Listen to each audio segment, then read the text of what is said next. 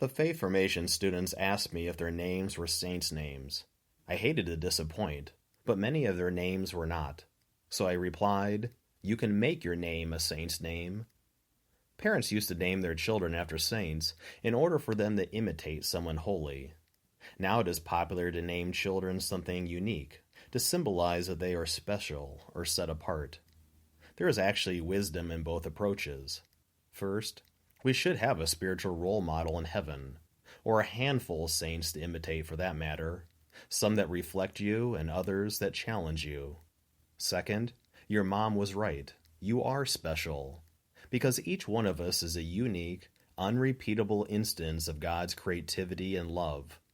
Further, to become even more special, we should strive for a title before our name. No, not doctor, professor, commander, father, or sister, as admirable as those titles are, but rather the only title that matters is the initials ST, or saint, before our name after we die. Why? Because there are only saints in heaven. Sometimes we have a misconception that saints lived a boring, harmonious, and sinless life. Nothing could be further from the truth. Saints are people that wrestled with temptations, suffered hardships, lived in the real world, and were shaped by the culture. That is why Oscar Wilde said, "Every saint has a past and every sinner has a future."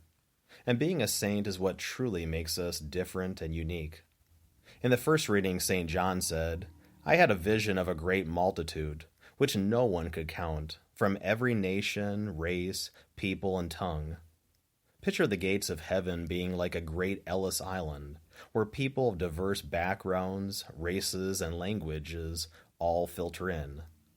Thomas Merton wrote, "There are no two saints alike, but all of them are like God, like Him in a different and special way." Each of us is called to walk a different path towards God, because God likes variety. Just look at the numerous plants, animals, and terrain in the world. Bishop Robert Barron said, "Saints are God's masterpiece, that He paints in different styles and colors." Countless saints have gone ahead of us, and now it's our turn. God wants more saints, and we are each a canvas that He paints on. St. Paul wrote, "He chose us in Him before the foundation of the world, that we should be holy and blameless before Him." Sainthood is our destiny, because we are all created for union with God. It means living our unique vocation, our particular role in salvation history, that can be filled by no one else. Thomas Merton said, "All that is necessary to be a saint is to want to be one." Don't you believe that God will make you what He created you to be, if you will consent to let Him do it? If we aspire to the title and rank of saint, then we should be familiar with the process. The Church does not make saints, but rather we recognize them. Here are the 4 levels. The first is the title Servant of God. As soon as your cause is open for consideration, you're called a servant of God. Evidence from your life, such as your writings and interviews about you, are gathered and submitted to the Vatican. The second is you're called venerable. After the Vatican determines that you did indeed live a life of heroic virtue, you're called venerable. Heroic virtue doesn't mean that you are perfect, but that you never gave up trying to grow in holiness. The third level is where you're called blessed. If a miracle happened through your intercession or friendship with God, then you're beatified. If you were martyred for the faith, killed because of your religion or because you refuse or renounce Christ or the Church, then no miracle is necessary. The fourth level is the title of saint. A second miracle must happen, and your cause is presented to the Pope.